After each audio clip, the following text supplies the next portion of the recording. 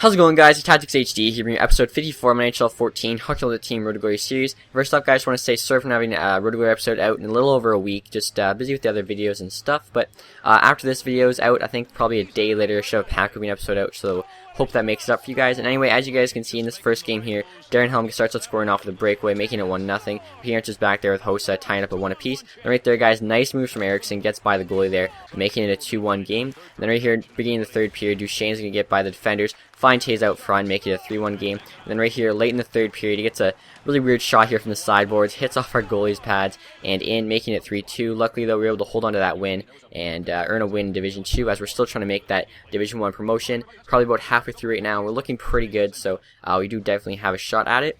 And right here, guys, going to another game. And like I said, just all these games right now are pretty crucial as we are looking for our first ever promotion to Division 1. And right here, guys, Louis Eriksson's on the boards. He's going to find, try to find Sagan out front, but actually hits off the goalie and in, making it 1-0. Then right here, 5 minutes left in the first period. Ovechkin wires one pass to our goaltender there, tying it up at 1 apiece. And right here, guys, again, we're trying to pin him on the board, but he's going to find Ovechkin, making it a 2-1 game. And then right after that second goal, he gets another one here with Tavares, making it 3-1. So he had a pretty good team, but we definitely weren't playing our best hockey. And as you guys can see, right there, wires one from the point with Subban, making it a 4-1 game. And that was actually the final score. So not too good of a game after our last win, but still have a chance for that Division 1 promotion as long as we keep playing well. I think we have to win 3 of our next 4 or something like that. And anyway, guys, right here we're going to go back into another game. Or sorry, no, we're not. Right here's the New York Rangers collection. I forgot I did. And as you guys can see, did the whole entire collection. Pretty tough collection to do, actually. Lundqvist is about 250k, Nash is about 150k. And so those are major, 2 players you got to buy. Then you got McDonough and a couple other players that are, mid-range players like 5 to 20k. So if you guys have the pucks, though, you can definitely do it. All the players are available, all the jerseys are readily available, so not too hard to find the players, but you just have to fork out the pucks for them. And as you guys can see, I sold some of that stuff there, obviously, after doing the collection. And here, guys, are going back into another game, looking for a win here. And halfway through the first period here, he's going to start the scoring off, just with a slap shot there from the slot on Miller, making it 1-0. Luckily, though, right after, Dion Phaneuf, nice move there between the leg deke, and then gets it on the goalie and scores. I thought that was a pretty nice move there from Phaneuf, being a defenseman, tying the game up 1 apiece. And here, guys, he's going to wire one there. I think that was with Subban, again, making it 2-1. Lucky, right here we have Jack Johnson, wiring one of our own. I think Matt Duchesne tipped that in, making it 2-2. And right here, guys, another shot from the point. It's a funny bit, bounce, I think it hit off our player than his, making it 3-2. And then right here, guys, 30 seconds left, he puts another one in there with Camilleri, making it a 4-2 game. So unfortunately, we let that one go and lost. We still have 7 points, 3 games remaining, which means if we do win our next 3 of 3, we actually will gain promotion. As long as we win one of our next 3, we will not get relegated, and we will stay in Division 2. So as long as we win one game, it's not too bad of an outcome. But if we are able to win 3 in a row, we're going to be in Division 1, which will be pretty awesome.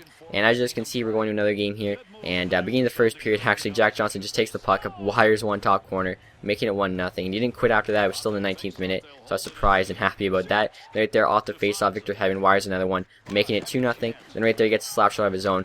Camilleri grabs a rebound, finds Zajac out front, making it a 2-1 game. And then right here on the delayed penalty, right here, Stastny out front, going to make no mistakes, making it a 3-1 game. And then right here, Sagan on the puck, gets it in the back of the net.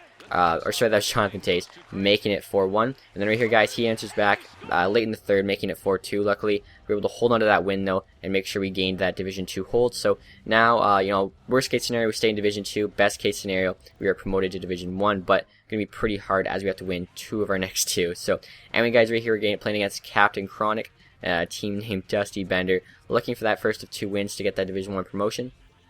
And as you guys can see right here, late in the first period, he's going to be in our zone, finding Jonathan Taze there, making it a 1-0 game. And then right here, 5 minutes in the second period, we're going to answer back, finding Matt Duchesne out front, tying the game up 1 apiece. And then right here, guys, halfway through the second period, he fans on that one-timer there, but then Gabrick able to find Duchesne out front, making it 2-1 game. And right here, guys, 9 seconds of the third period, nothing happens. So as you guys can see, we lost that game, unfortunately, so we're not going to get the Division 1 promotion, but we did stay in Division 2, which is pretty good.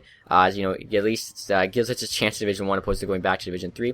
Where you guys, you can see I sold a Lundqvist from that collection for 250k. I think I bought him for around 230k, so I might have made a little bit of pucks on him, but obviously with those big ticket item players, you're going to have a lot of tax to pay out. Also, guys, right here I did a Minnesota Wild collection, another collection that's pretty easy to do. Once you get past Parise and Suter, you pretty much have no one to buy that's really expensive. The most expensive player I think probably be Palmville at 5k. After the 2 of them. So if you have 325k, you can probably afford this team. De La Rey and Niederreiter. I think I bought them both for under 5K, so not too bad of a collection to do. Right there you can see I'm selling Koivu from the collection there for 2K. And right here I'm selling the rest of the Minnesota Wild collection. Obviously, though, I'm not going to be selling the Parise as he's one of those giveaway players. I still have yet to choose a giveaway winner for that, though. I'm probably going to do that today. So if you guys haven't gotten a message yet or anything, it doesn't mean you haven't won. Stay tuned, you might have won that. And also, guys, as you can see right here, I'm still just selling everything. Palmville there sold for 5K, which isn't too bad. Selling the rest of the Minnesota collection, as well as just some players I have from packs that I was trying to sell, and some New York Ranger players that I still have yet to sell. I'm trying to get rid of as we're trying to make our pucks back. Right now, as you guys can see, we actually have a little over 1 million pucks, which is pretty good, I think. And here, guys, I'm actually getting a trade offer for a gold contract for Patrick Kane. That was from Don't Be Sod. He was, I don't know why. He don't think he ever told me, but he was giving me this Patrick Kane just to be a nice guy, I guess. And then here you guys can see I sold Derek Englund and Marcus Johansson for 79K. Those are the two players I got that I lost in that trade. With Toasted Matt, those were actually his players. I told him he could have them back, but he said he didn't want them, so I guess I got to keep them and made 16K, which is pretty good. And here, guys, we're actually in a wager match against It's Kane 88, down 1-0 here. 2 minutes left in the second. He puts another one in there with McDonough, making it a 2-0 game. And right here, guys, 5 minutes left in the third period, trying to keep it close. Helm finds Kessler there, just gets that one to squeak in the net, making it 2-1. Unfortunately, though, that was the end of the game, and we couldn't climb back in it. And that was actually a wager match for 10K, but I didn't really think I was going to beat It's Kane. It's Kane's a pretty good player, but losing 2-1 to him isn't too bad, I don't think. We kept in it, which is pretty good, and, if we had a lucky bounce at the end there, we actually could have tied it up, pushed it to overtime. And right here, guys, we're going in a game against Josh Boy, and this is actually another wager match. This is a fan of the show. He wanted to play me, and the winner here gets 20K. And as you guys can see, he starts the scoring off halfway through the first period there with Alexander Steen, making it 1-0. And then right here, guys, we're going to find Sagan out front, tying about one apiece. And then right here we have Zetterberg on the puck, going for the wraparound, but then Stide's going to find Nash there, puts that one home, making it a 2-1 game. And right here, guys, in our zone again, just puts that one wrist shot from the slot, making it 2-2. And that was 10 minutes left in the third, so crucial time here. He puts another one in on her power play, making it a 3-2 game. Then right here, guys, 40 seconds left, Jack Johnson clutch, slap shot, Taylor Hall with the tip, ties it up at 3-3. And then right here, guys, in overtime, beginning the overtime, while in the penalty kill, Jonathan Toews is going to score that goal on the breakaway, winning the game for us. So that was a really close game, and luckily we were able to pull out that win against Josh Boy there and get the 20K. But a really good game all in all, as it was a really close one. And as you guys can see right there, just showing him signing the puck. So if you guys ever play in a wager match, he pays up, so just good to know.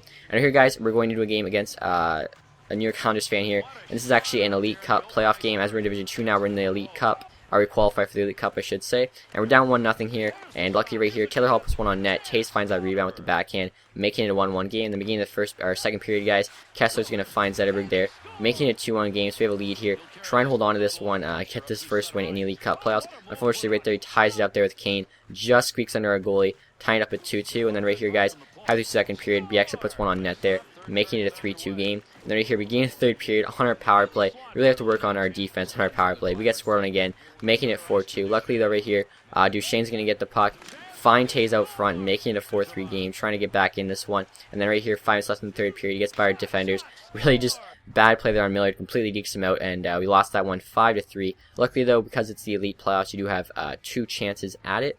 So that was our first try at it, and unfortunately, we lost 5-3, but it was a pretty close game all in all, I'd say. Remember, guys, in our next Elite Playoff chance, we're going up against Scherze. I think that's how you say his name, at least. I'm not exactly sure.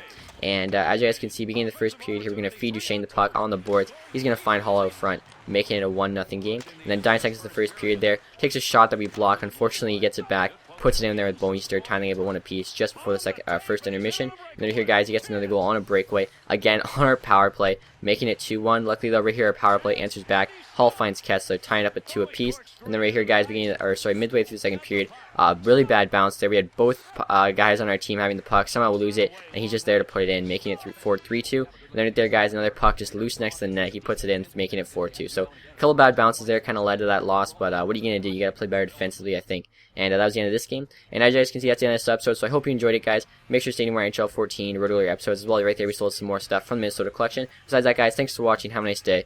Goodbye.